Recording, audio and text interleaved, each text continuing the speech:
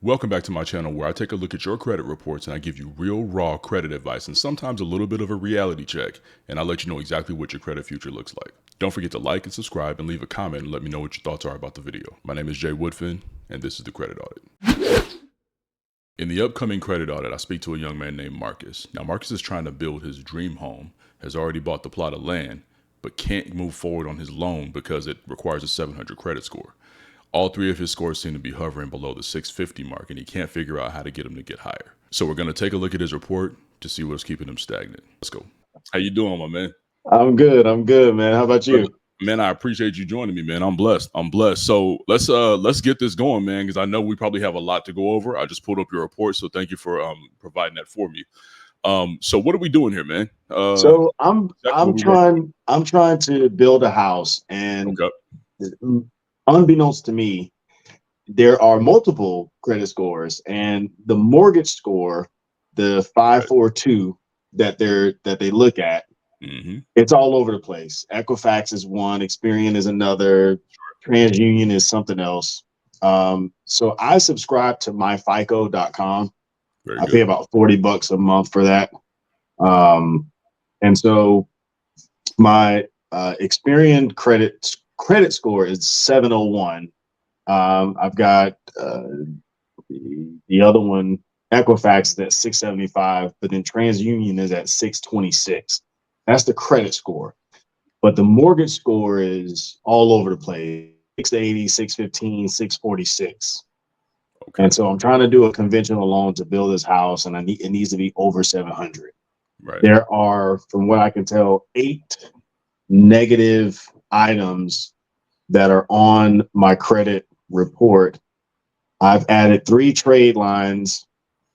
I was saying that within the past 30 days or almost 45 days now, I've added 2 trade lines, and I had one of my close buddies add me as an authorized user to his 2 oldest but highest credit lines on his credit. Okay. When exactly did you put those trade lines on? The trade line was June.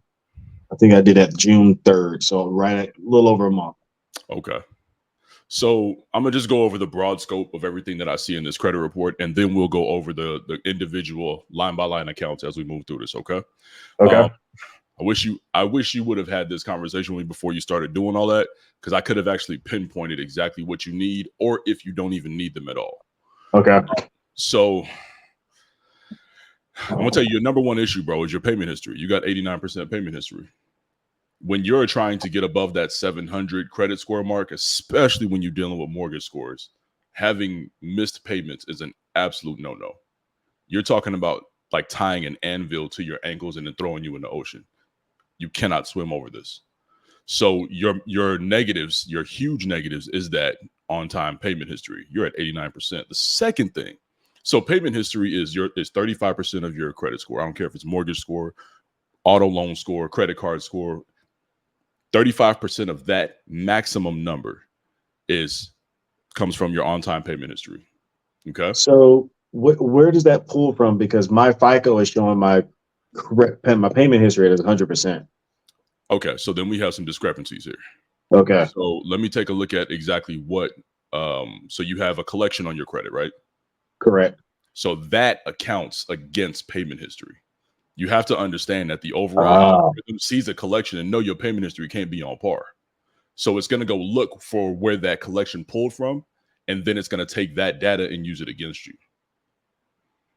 Collection, you cannot have 100% payment history with collections on your credit file.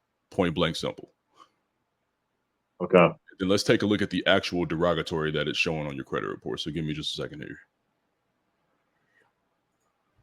And then we need to discuss if these are actually in this status or maybe this report is a little bit behind. So your Barclays card, it says that, let me see the status, hang on. So that status is closed, and it closed with the status actually being late. That stuff don't go away, man, just because the account closed. The late payment history will stay with you. Okay. So did that account close with, no, it closed without a balance, but it closed and you had lates on that account. That doesn't just disappear. And then you have an American Express charge off. So do you understand where it's starting to pull from now? You understand? Yeah. These are the things that, like, generally speaking, just because you don't see an actual late payment on the credit file, charge offs will inevitably have late payments. You cannot charge off without being late. Okay. So let's go back to the broad, to the broad spectrum look at things real quick here. So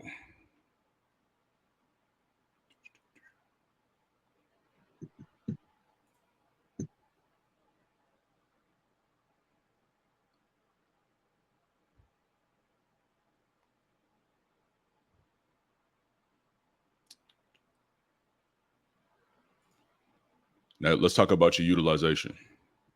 41% utilization. Now, have you paid all your credit cards down? Because what that pulls from is your revolving credit cards. So the revolving accounts are always credit cards. Where are you at with the balances on these credit cards? Because as far as I'm looking at right now, you've used about almost 14 grand out of a total of maybe about $33,000. So one card, so there's one main card that I normally use. That's my Navy Federal card. Pretty much everything goes on that card. Rent, groceries, the charging station bill, the whole shebang. That card is typically paid off at the end of the month. And I know you're going to say the difference between the closing date or statement date, syncing that up and make sure it's paid off before it actually reports. And then there's my Capital One card that has a small balance on it. I think that one has like a $3,000 balance on it, out of 13,000. So when you say small balance, let's do a little bit of math. Hang on. So we're talking 3K out of 13K, right? So that's 23%, man. You cannot be over 9% and expect to see good attributes coming or good scoring coming from that attribute of your credit file. You cannot be above 9%. So this part of it, the utilization portion of your credit score, that's 30% of your maximum cumulative credit score. So when you look at what the two attributes you're hurting the most at your payment history, which is the biggest, and then you're hurting the second most at utilization, which is the second biggest. If I ding the two biggest that you have, and then the very next strongest attribute of a credit score is, and that's at 15%, bro, them 65% that you're getting damaged on, nothing else you have can help you. So trade lines be damned. Everything else, all this other stuff is just not going to work. You cannot get over that particular hump. Do you understand what I'm trying to tell you? Yeah, so no, I mean, you're trying to maneuver through this thing and you haven't addressed the foundation of it. Like, it's like having a broken window, but you got a cracked foundation on a house. The foundation is the problem, bro. Board that window up later. Like, your foundation is shaky, so you can't get through that. Okay. You understand what I'm saying? And then if you think about a mortgage, right, that's literally the biggest loan that you can possibly usually the biggest loan you can possibly get. If they look at the smaller things, credit cards, personal loans, auto loans, basically everything else, and you haven't taken care of that, what are the odds you're going to take care of us?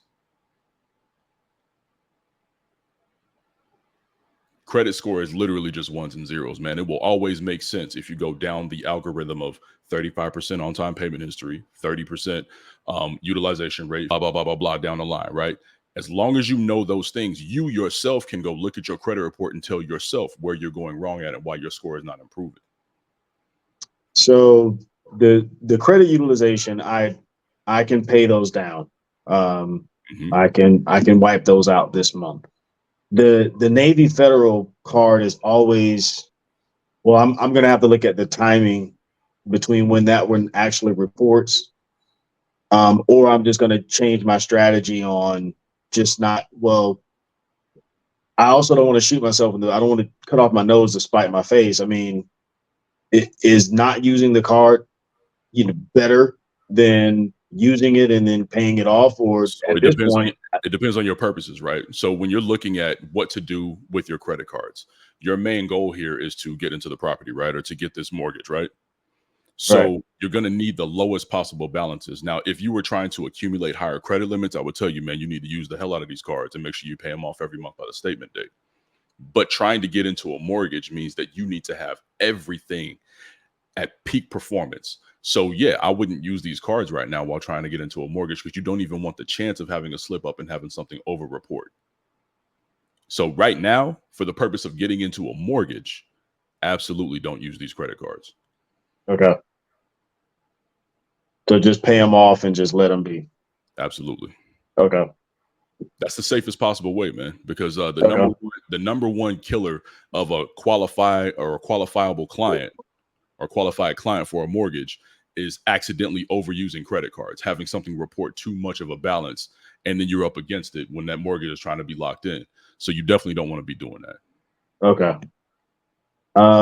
So let's say I take care of these. I pay these to a zero balance this month. Typically, how long does it take the ones and zeros to reflect a positive utilization? Is that a 30 days, 60 days, 90 days? So your next reporting cycle for each one of the cards is different.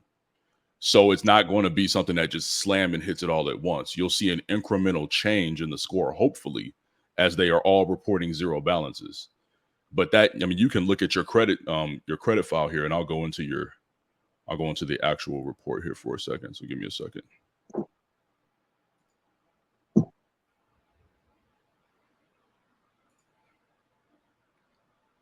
So let's see what your reporting balance is.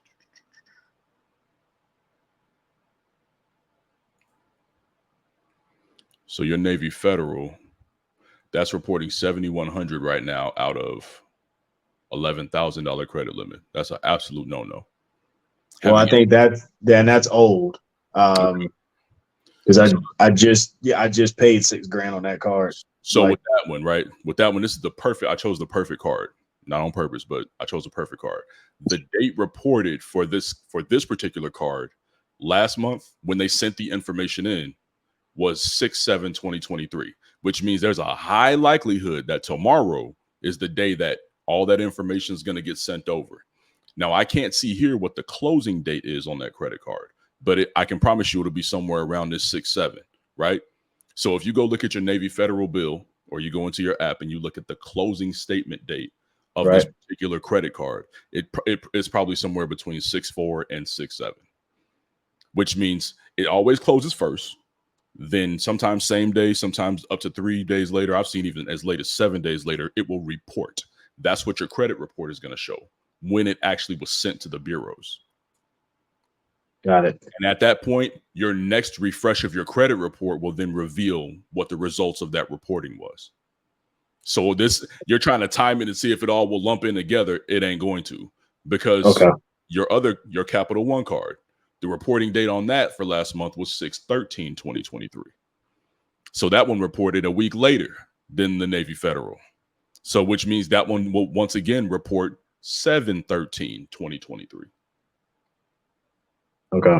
So this is the way you got to be really, really intentional when you're trying to procure and manage credit, man, because you have to know all these things by heart.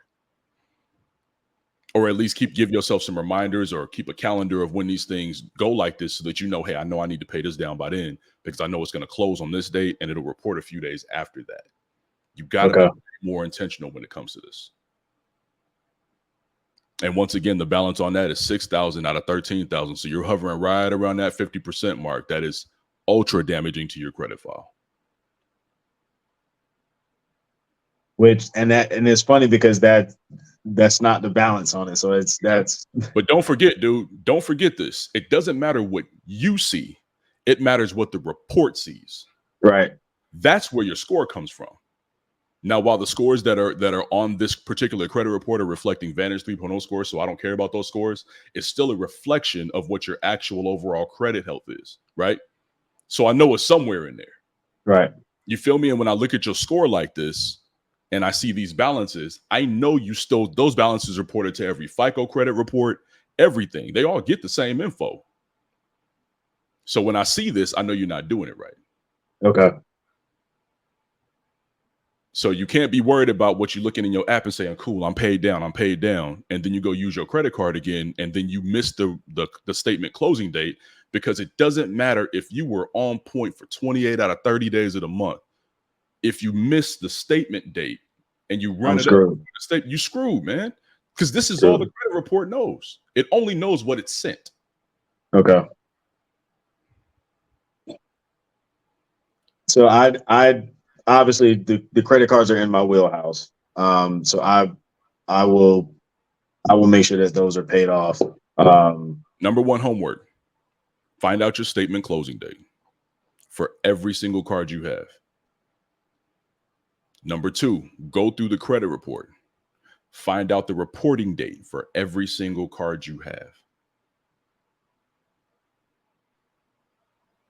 Number three, if you can financially afford to do this, make sure that you have everything on auto pay for the minimum balance due. Now, I know we're not even having this particular conversation, but late payments are a murderer. And the cover your ass in this situation is going to always be having that automatic withdrawal when you, bro, I even forget sometimes. And I'll get an alert. $27 was paid on your Americans. Oh, thank God. Because I forgot that one, bro. You know what I'm saying? So like I got 21 credit cards. So you want to cover your ass to cover your ass. Right. Does that make sense?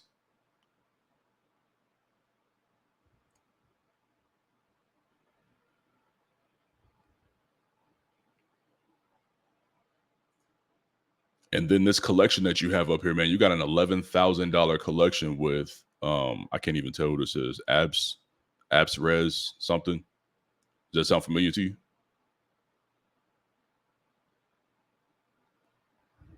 Marcus, I think you froze for a second here.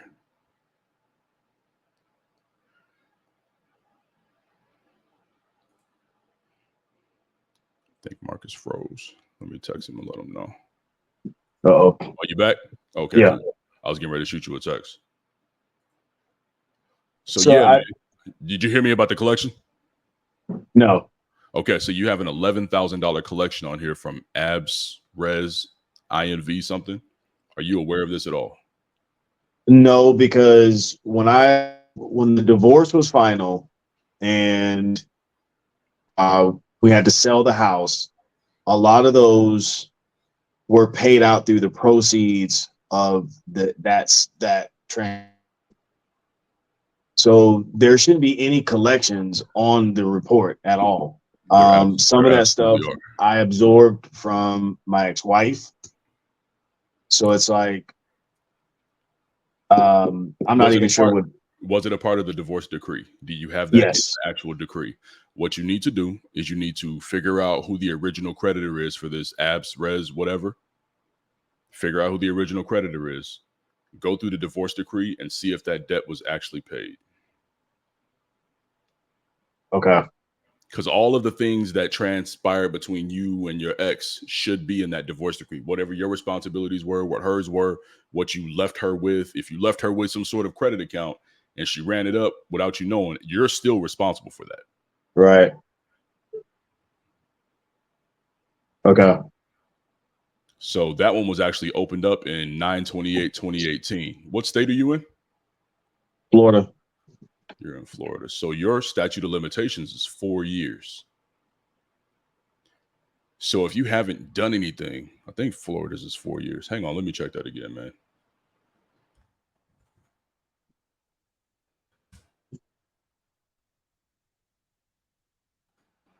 I haven't done anything because I didn't even know it was there. I mean, that would be smart. So yeah, your statute of limitations on open debt is 4 years, on oral debt is 4 years, and on written or promissory debt, which is like a personal loan, an auto loan, a mortgage loan, something like that, where it has installment payments. Right. That's 5 years. So I'm gonna say something I probably shouldn't say, and this is not financial advice. But if it were me, I would not touch that at all. Don't call Okay. them. Don't update no information, because you are right up against Florida's time bar debt status for that type of debt. I'm picking up what you're putting down. So for sure. So that's the one hiccup you got on there. Now, once that gets past that time bar debt status, you can actually send in a letter to the credit bureau saying, hey, or no, send a letter to the collection company saying, I'm not going to pay you. It's called a refusal to pay letter. This way, if there's any harassment or any legal stuff that they're going to try to push later, I can't actually do anything after that. Got it? Okay. So I need to look at the date. I need to look at the date when it was. It says the open date on it was 9/28/2018. So that means you got till 9/28/2023 until you are completely cleared of that, no matter what type of debt that is. So I know I sent you on a headhunting mission to go try to find out who the original creditor was. Do not do that until after that date. Okay. If it even matters to you. Now, the problem with this is that you cannot get this off your credit file without disputing it. So you're in a little bit of an issue here, man, because I don't know who the lender is, but you need to find out if they can process a loan for you with this kind of collection on there. Most cannot. Okay. So don't let them run your credit. Take this credit report or take my FICO if it's showing this. If it's not, before you cancel the service, take this credit report, print it out, give it to your lender and say, hey, I just figured out I got this on my credit file. Can we proceed with this on here, or is this the game changer? Oh no, Marcus, you got to have all collections paid before we move forward, bro. Then you already know where you at with it. Okay. Okay. All right. So that was just on TransUnion. And then that same absolute resolution. So that's who it is. Absolute Resolutions is reporting on your Experian as well. Now, for some reason, your Equifax didn't pull, but I have enough information here to see what I need to see. I think Experian, something address, they kept flagging it as they're trying to identify me. I've gone back and forth with them, and they gave me an address to send my driver's license and a bank statement to update the address, because that's what seems to be preventing it from pulling into other things that I'm trying to pull. Okay, so you're having hard trouble. time. Okay, you're having trouble with this, no matter who's pulling it. Right. Okay. Yeah, Equifax. Yeah, my FICO.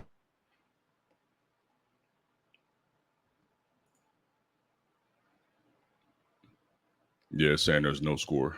Looks like he froze up again here. Let me give him a second to get back.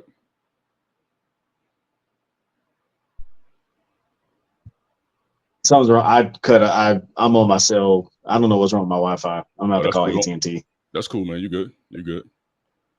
Yeah, man. That's the long and the short of where you at with it, dude. You got to get your revolving credit balances to reflect what you're actually doing on a month-by-month basis.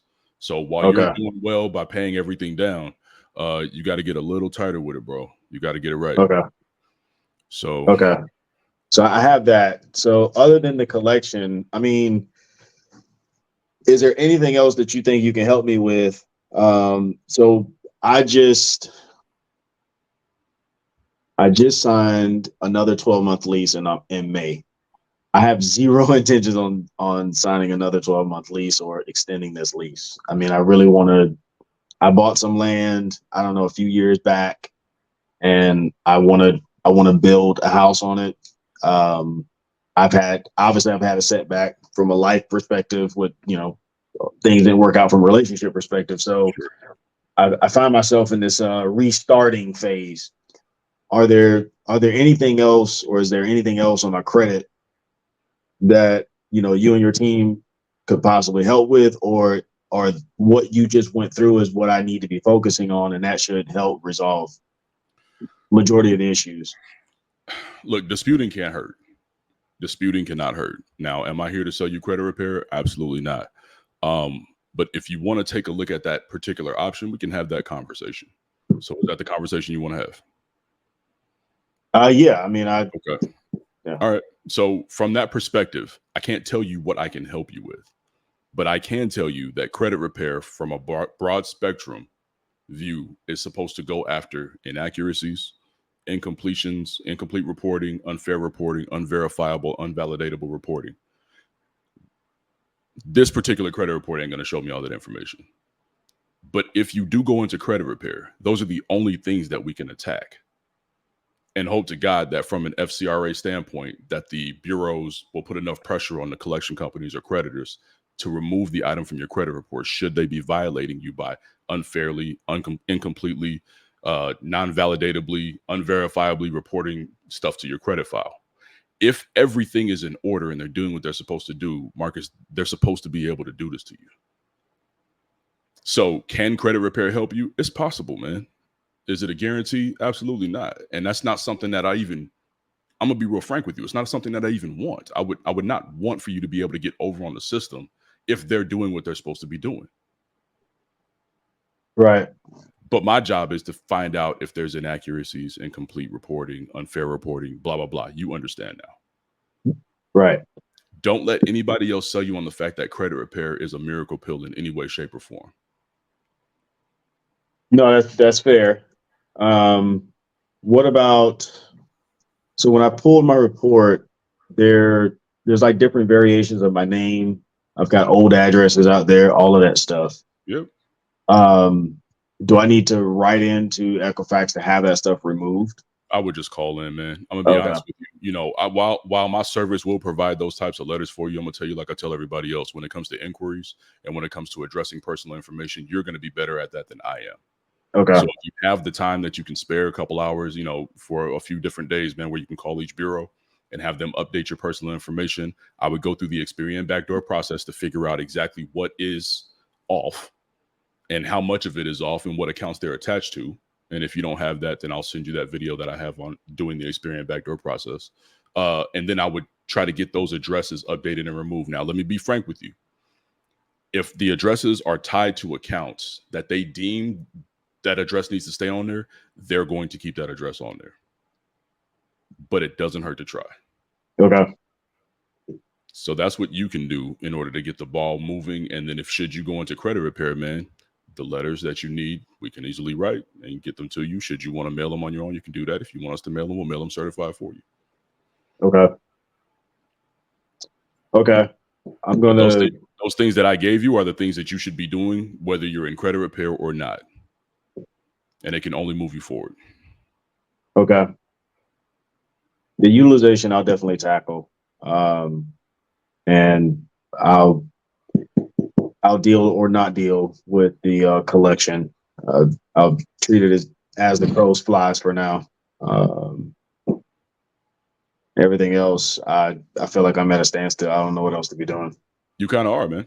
You kind of are. And that's probably the most frustrating part about this is that when you start talking about credit in a real world sense, not the dream world stuff that these gurus be talking about, right? This is oftentimes the landing point for most people is like, damn, there really isn't anything I can do within the next 30, 60, 90 days to truly move the needle on this thing. Now, yes, if you pay your balances all the way down to zero, especially with what I'm looking at right now, 40% overall utilization, you're going to see some improvement more than likely.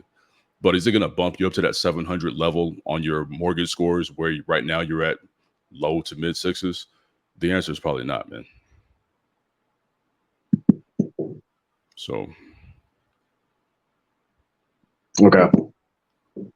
Look, man, my goal in these calls is always to give you the most true and factual information, man. And I know it doesn't always end up the way you wanted it to end up, but I don't want you going elsewhere, getting fleeced and paying $2,000, $3,500 for credit repair for somebody to send some bullshit letters. And this comes out to be the case anyway. No, I appreciate the transparency. I mean, outside of the collections, I mean, it doesn't feel good knowing that I have potentially no options for the other items that are negatively reflecting on the report. So, credit repair will address the late payments. It will ask for proof that these payments are in fact valid. But man, we live in 2023, dude. The odds of that data being incorrect or not being able to be verified are extremely slim to none. I mean, but so they won't even remove it, even if they've been charged off or closed. They're just going to sit there. The charge off turned into a whole different beast. So the charge off went from just being an open account with late payments on it to being like the ultimate negative. I mean, aside from a bankruptcy and maybe like a repossession or something like that, charge offs is as bad as it gets for the credit file. It's as bad as it gets. So once it turns charge off, ain't no addressing them late payments no more. Once that account closes, ain't no addressing them late payments no more. Unless there is a real terrible inaccuracy in that reporting of that account that will then get the entire account removed. But once again, man, we're talking about a situation that's maybe 3 out of 100. Maybe. I mean, even though those accounts were paid, even though that stuff was paid out of the... Once the charge off shows as charge off, and this is something I dropped a video on a while back, there's something called the MOP rating. And this is what I wish I could get the general public. I think I just dropped that video again a couple days ago. The MOP rating tells you how collections and charge offs are rated. They're not rated with the actual amount of money owed in mind, which is the reason why if you pay a collection, if you pay a charge off, it continues to hurt the credit file as though it was that $10,000, $11,000 unpaid account. They don't give a damn about the money. Once you hit that level of delinquency or derogatory nature, it is what it is, bro.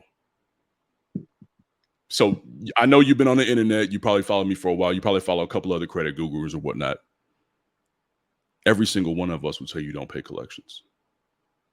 Not that that's financial advice, but the fact that paying a collection typically, especially on the FICO score, now on the Vantage 3.0 scoring model, which almost nobody uses, the FICO scoring model just does not honor paid collections and charge-offs. It don't care. And until they change that within the algorithm, the consensus will continue to be, do not pay collections, do not pay charge-offs. I mean, unless they're massive and American Express or Chase or somebody is coming to sue your ass. But aside from that, just the general consensus is don't pay charge-offs, don't pay collections, because it just doesn't help, man. Okay. All right. I appreciate it. Let me think about the credit repair and see where that goes. Yeah, absolutely, man. And if you have any follow-up questions, you know how to get to me, bro. Okay. All right, my man. All right. All right, my boy. Appreciate you, man. Later. All right, take care.